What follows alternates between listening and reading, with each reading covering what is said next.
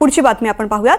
आज सकाळपासूनच 5 मोठमोठ्या घडामोडी पाहायला मिळालेल्या आहेत। भारतीय लष्कर प्रमुख उपेंद्र द्विवेदी आज काश्मीरमध्ये आहेत। घडलेल्या घटनेचा ते आढावा घेणार आहेत। दुसरीकडे काँग्रेस नेते राहुल गांधींनी सुद्धा आज काश्मीर दौरा केला। त्यांनी जखमींची भेट घेत विचारपूस केलेली आहे। अमित शहांनी सर्व सीएम सोबत चर्चा केली असून पाकिस्तानी नागरिकांची ओळख पटवून त्यांना त्यांच्या देशामध्ये पाठवण्याचे आदेश दिलेले आहेत। तर संशयित 2 दहशतवाद्यांची घरे उद्ध्वस्त करण्यात आलेली आहेत। सुरक्षा दलानं अतिरेकी आसिफ शेख आणि आदिल ठोकर यांच्या घरी झाडाझडती केली आणि घरातून बाहेर येताच आदिलच्या घराचा स्फोट झाला। दहशतवादी संघटनांना पाठिंबा देण्याचं, प्रशिक्षण देण्याचं आणि निधी देण्याचं आम्ही गेल्या 3 दशकांपासून अमेरिकेसाठी हे घाणेरडं काम करतो आहोत। पाकिस्तानच्या संरक्षण मंत्र्यांनीच या संदर्भातली थेट कबुली दिली आहे।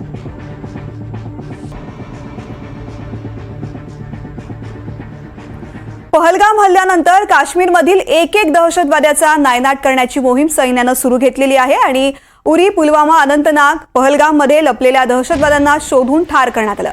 याच दरम्यान पहलगाम हल्ल्यामधील 2 दहशतवादी स्थानिक असल्याची माहिती सुरक्षा दलाच्या हाती आलेली आहे आणि सुरक्षा दलानं अतिरेकी आसिफ शेख आणि आदिल ठोकर यांच्या घरी झाडाझडती केली।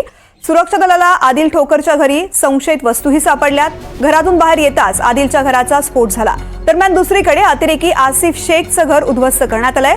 कालच पंतप्रधान नरेंद्र मोदी यांनी अतिरेक्यांची उरली सुरली घरं उद्ध्वस्त करण्याची मोहीम हाती घेतली होती।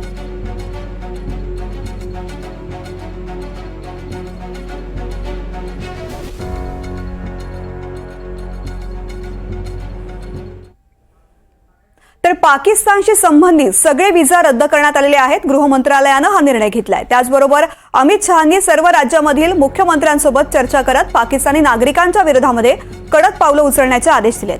त्यांची ओळख पटवून पाकिस्तानमध्ये त्यांना पाठवण्याचे आदेश अमित शहा यांनी दिलेत।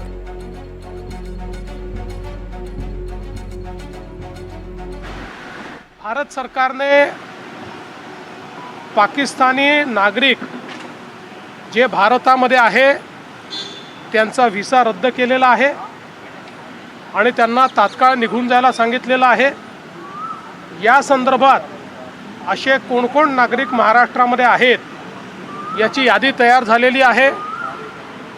आम्ही मॉनिटरिंग करतोय। सगळ्या पोलीस स्टेशन्सला देखील सांगितलेलं आहे तात्काळ वेळेमध्ये त्यांनी देश सोडून गेला पाहिजे या दृष्टीनं पूर्ण मॉनिटरिंग केलं जाईल आणि जर कोणी त्याच्यात दिरंगाई केली तर त्याच्यावर कायदेशीर कारवाई केली जाईल।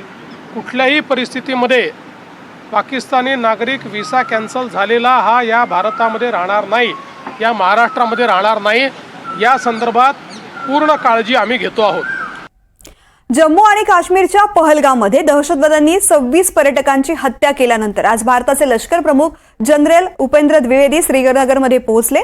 ते लष्कराच्या 15व्या तुकडीसोबत सुरक्षेचा आढावा घेत बैठक घेणार आहेत आणि पहलगाममध्ये जिथे हल्ला झाला त्या बैसरन या मैदानाला सुद्धा भेट देणार आहेत। लष्कर प्रमुख श्रीनगरमध्ये उत्तर कमांडचे प्रमुख lieutenant general MV Sachindra Kumar यांच्यासोबत सुद्धा उच्च लष्करी अधिकाऱ्यांसोबत बैठक घेतील। पहलगाम दहशतवादी हल्ल्यानंतर भारताचं सुरक्षा दल आणि सशस्त्र दल हाय अलर्टवरती आहे। तर दुसरीकडे भारतीय लष्कराच्या पॅरा स्पेशल फोर्सनं सुद्धा युद्धाभ्यास सुरू केल्याचं पाहायला मिळतंय। भारतीय सैन्याकडून वेस्टर्न कमांडमध्ये सराव केला जातोय।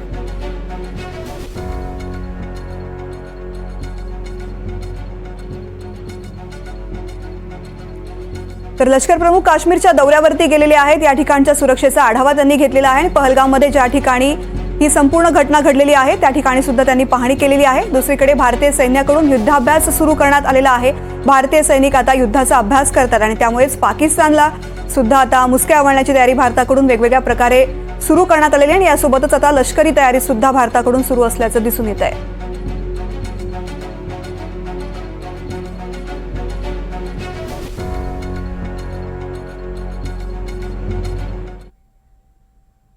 काँग्रेसचे नेते राहुल गांधी काश्मीरच्या दौऱ्यावरती आहेत। त्यांनी मुख्यमंत्री ओमर अब्दुल्ला यांची भेट घेतली आहे। तर अनंतनागमधील रुग्णालयामध्ये जाऊन जखमींची विचारपूस ते करणार आहेत। तर लेफ्टनंट गव्हर्नर मनोज सिन्हा यांनाही ते भेटणार आहेत।